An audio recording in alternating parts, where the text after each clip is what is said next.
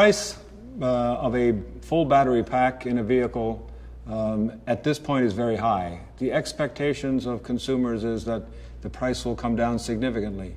For example, the price targets that we see in the longer term, up to 2020 or so in time frame, are down to the levels that a lead-acid battery would cost when you replace one in your car, your present-day car.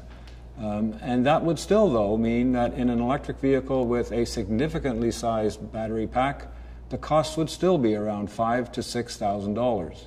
The big question is that really enough of a reduction in the time frame from now to 2020 to help with the market?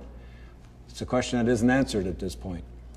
The topic of range anxiety comes to the fore as well when people are at least told that they should be anxious of range. But is it a real issue?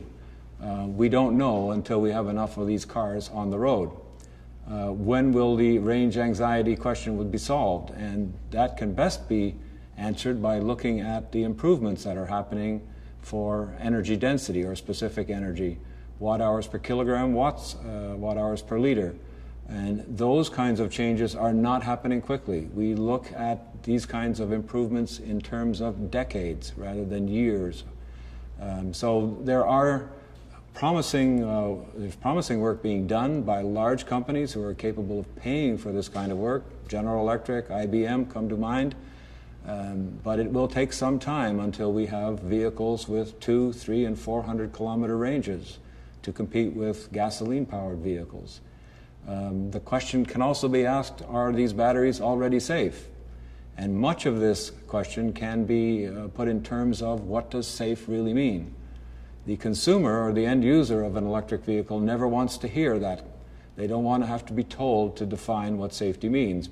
So it's the role of the car companies, the battery developers, to actually define safety, to then carry out tests and make those tests eventually develop a product that is capable of withstanding the abuse that the end user, the service department, the recycler, all those people can inflict on a battery system. So when will this happen?